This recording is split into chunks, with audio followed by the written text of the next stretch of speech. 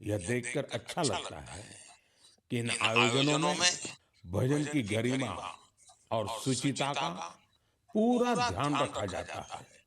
भक्ति को हल्केपन में नहीं लिया जाता, न शब्दों की मर्यादा टूटती है और न ही भाव की। मंच आधुनिक हो सकता है, संगीत की प्रस्तुति अलग हो सकती है, लेकिन मूल भावना वही रहती है। आध्यात्म का एक निरंतर प्रवाह वहां अनुभव होता है। मेरे प्यारे देशवासियों, आज हमारी संस्कृति और त्योहार दुनिया भर में अपनी पहचान बना रहे हैं। दुनिया के हर कोने में भारत के त्योहार बड़े उत्साह और उल्लास के साथ मनाए जाते हैं। हर तरह की कल्चरल वाइब्रेंसी को बनाए रखने में हमारे भारतवंशी भाई बहनों का अहम योगदान है। वो जहां भी हैं, वहां अपनी संस्कृति की मूल भावना को संरक्षित कर और उसे आगे बढ़ा रहे हैं।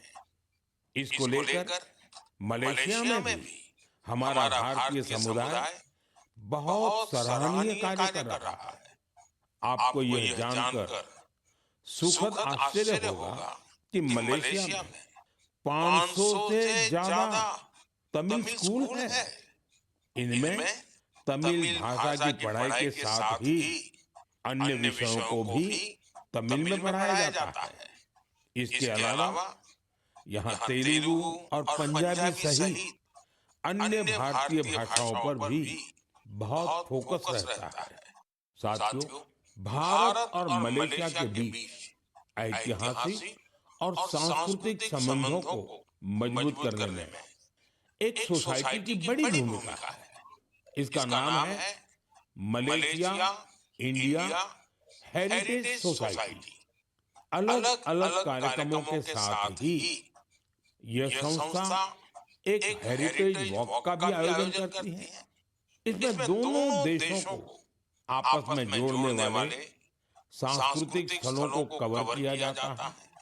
पिछले महीने मलेशिया में लाल पहाड़ साड़ी आइकॉनिक वॉक, इसका आयोजन किया गया।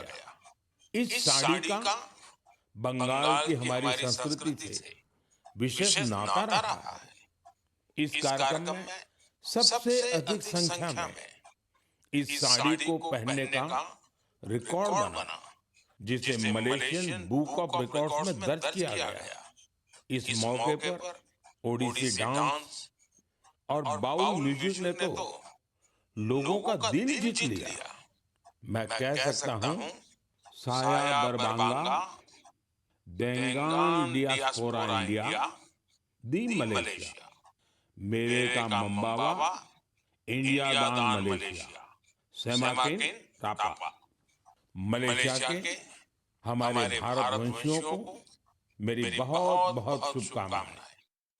मेरे प्यारे देशवासियों, हम भारत के किसी भी हिस्से में चले जाएं, वहां हमें कुछ न कुछ असाधारण अभूतपूर्व होते हुए जरूर दिख जाता है। कई बार मीडिया की चकाचौंध में ये बातें जगह नहीं बना पाती, लेकिन इनसे पता चलता है कि हमारे समाज की असली शक्ति क्या है। इनसे हमारे उन वैल्यू सिस्टम्स की भी झलक मिलती है, जिनमें एकजुटता की भावना सर्वोपरि है। गुजरात में बेचरा जी के चंदन की गांव की परंपरा अपने आप में अनूठी है। अगर मैं आपसे कहूं कि यहाँ के लोग, विशेषकर बुजुर्ग, अपने घरों में खाना नहीं बनाते, तो आपको हैरत होगी। इसकी वजह गांव का शानदार कम्युनिटी किचन। इस कम्युनिटी किचन में एक साथ पूरे गांव का सबका खाना बनता है और लोग एक साथ बैठकर भोजन करते हैं। बीते 15 वर्षों से यह परंपरा निरंतर चली आ रही है। इतना ही नहीं, यदि कोई व्यक्ति बीमार है तो उसके लिए टिफिन सर्विस भी उपलब्ध है, यानी होम डिलीवरी का भी पूरा इंतजाम है। गांव का ये सामूहिक भोजन लोगों को आनंद से भर देता है। ये पहल न केवल लोगों को आपस में जोड़ती है, बल्कि इससे पारिवारिक भावना को भी बढ़ावा मिलता है। साथियों, भारत की परिवार व्यवस्था, फैमिली सिस्टम हमारी परंपरा का अभिन्न हिस्सा है। दुनिया के कई देशों में इसे बहुत कौतूहल के साथ देखा जाता है।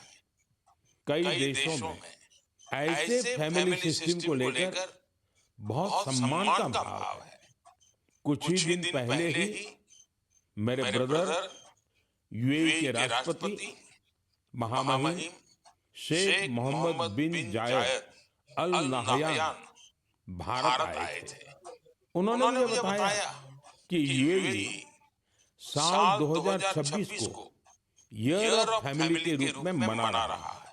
मकसद ये कि वहां के लोगों के बीच सौहार्द और सामुदायिक भावना और मजबूत हो। वाकई यह बहुत ही सराहनीय पहल है। साथियों, जब परिवार और समाज की ताकत मिलती है तो हम बड़ी से बड़ी चुनौतियों को परास्त कर सकते हैं। मुझे अनंतनाग के शेखगुंड गांव के बारे में जानकारी मिली है। यहाँ ड्रग्स, तंबाकू, सिगरेट और शराब से जुड़ी चुनौतियां काफी बढ़ गई थी। इन सब को देखकर यहाँ के मीर जाफर जी इतना परेशान हुए कि उन्होंने इस समस्या को दूर करने की ठान ली।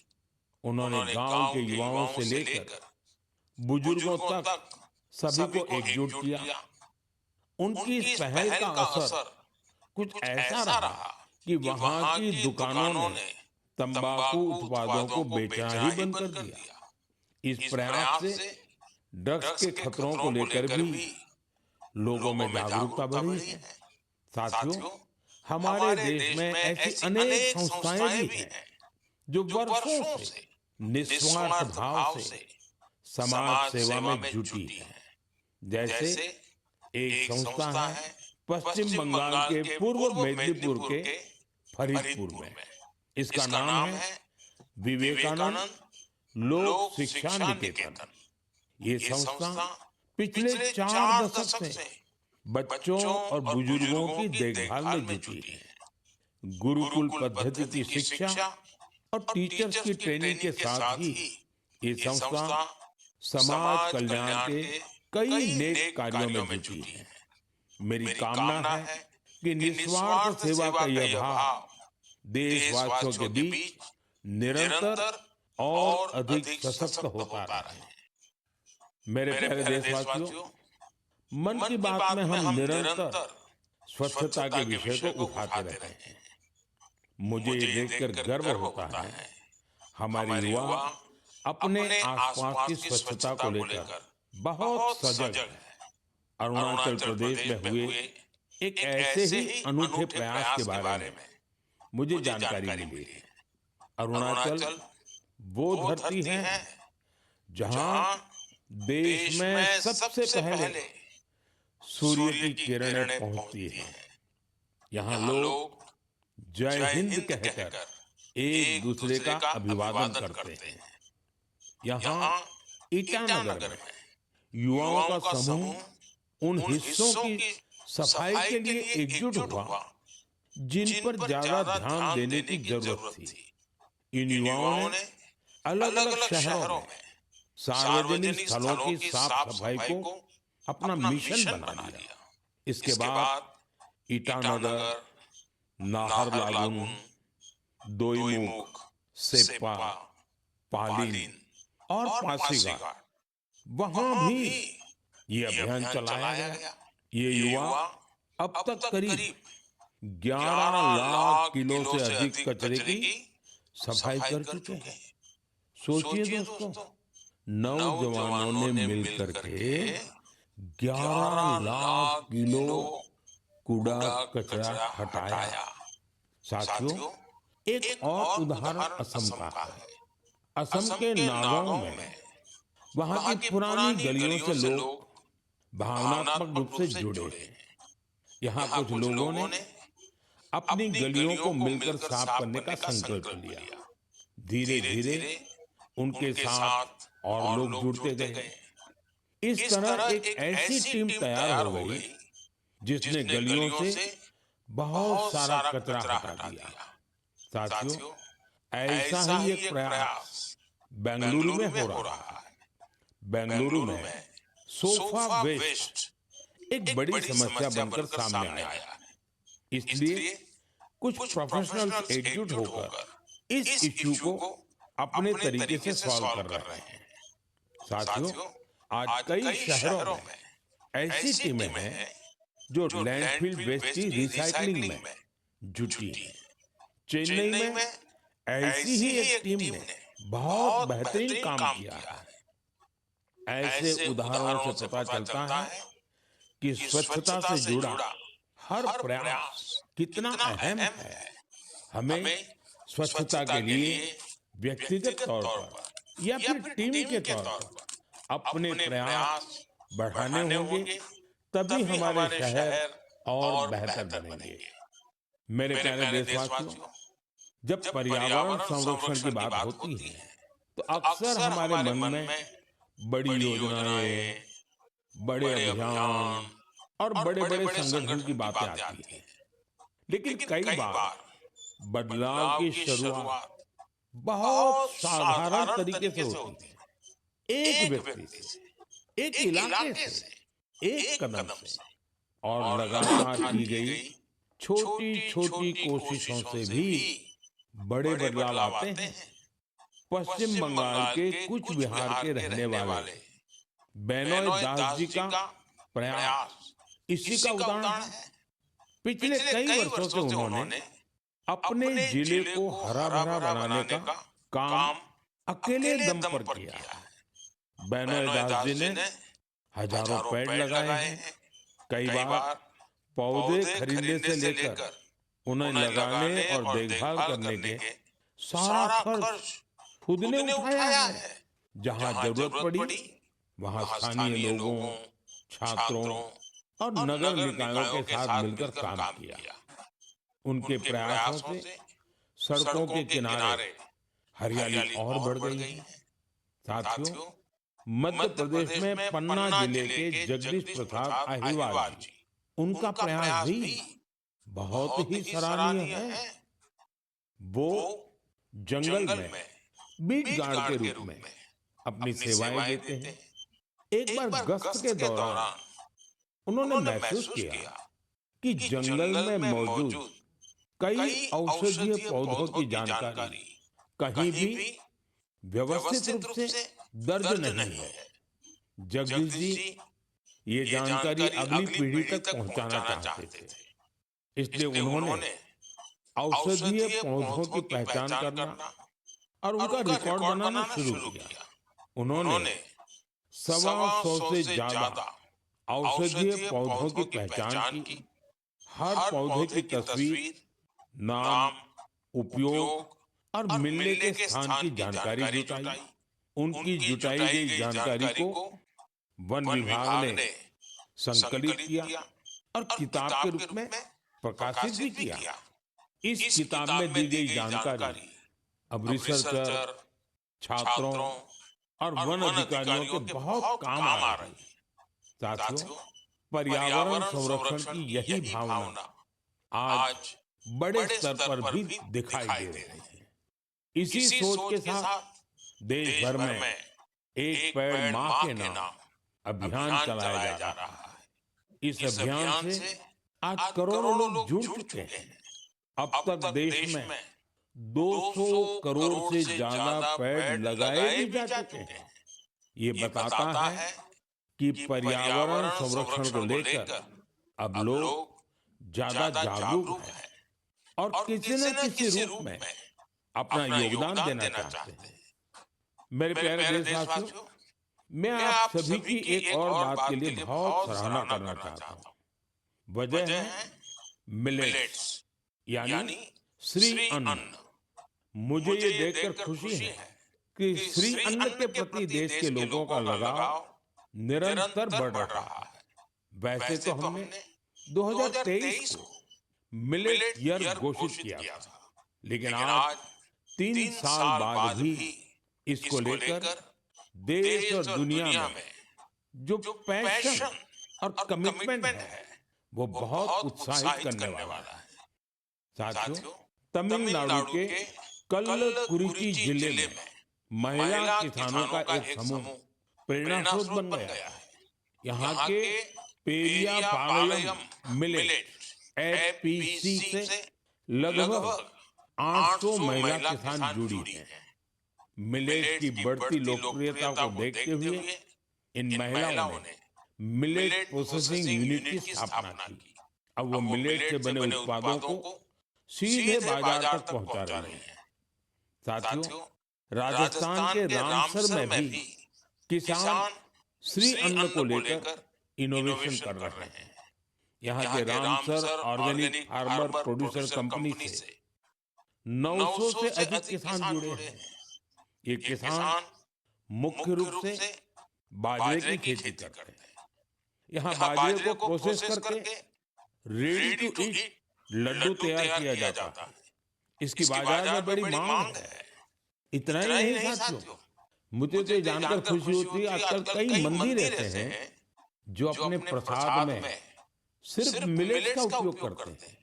मैं उन मंदिर के सभी व्यवस्थापकों का हृदय से अभिनंदन करता हूँ उनकी इस पहल के लिए। साथियों, मिलेट श्री अन्न से अन्नदाताओं की कमाई बढ़ने के साथ ही लोगों की हेल्थ में भी सुधार की गारंटी बनता जा रहा है।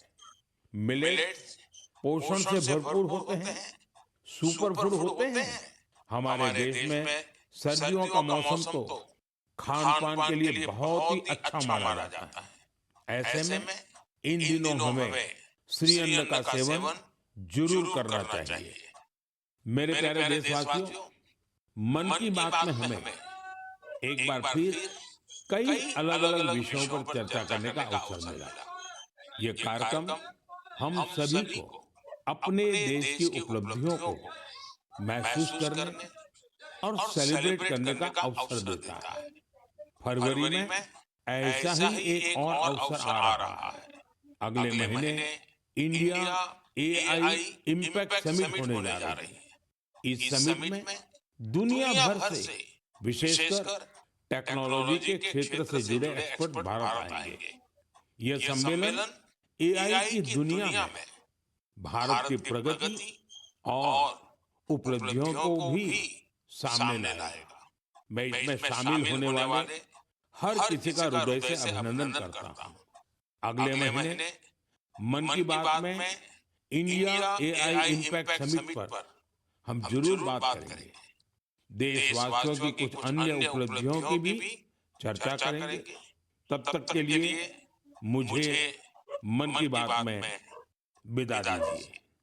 कल के गणतंत्र दिवस के लिए एक बार फिर आप सभी को मेरी बहुत बहुत शुभकामनाएं।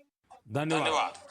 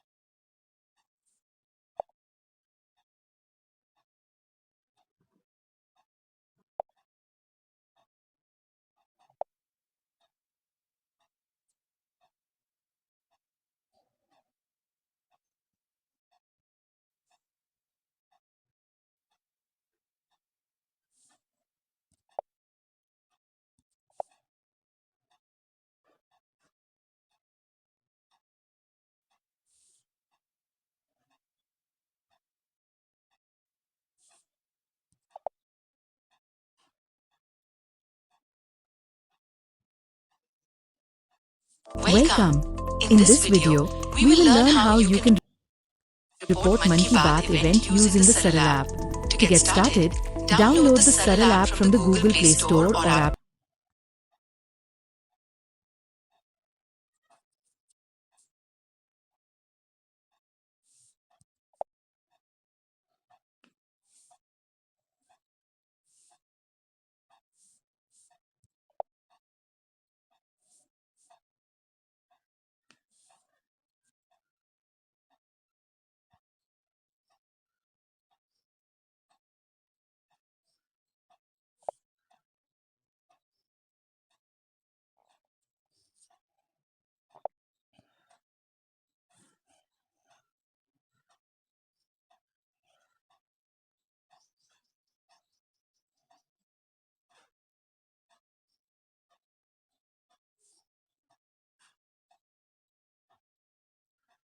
नहीं होता है।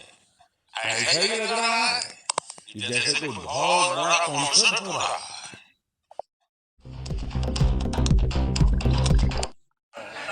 நம்ம நாட்டுல இந்து சனாதன தர்மத்தை சனக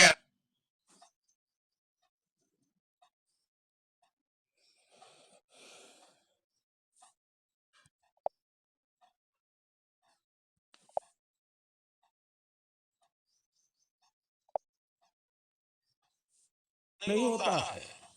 ऐसा ही लग रहा है कि जैसे कोई बहुत बड़ा कॉन्सर्ट हो रहा है। लेकिन वहां जो गाया जा रहा होता है वो पूरी तन्मयता के साथ।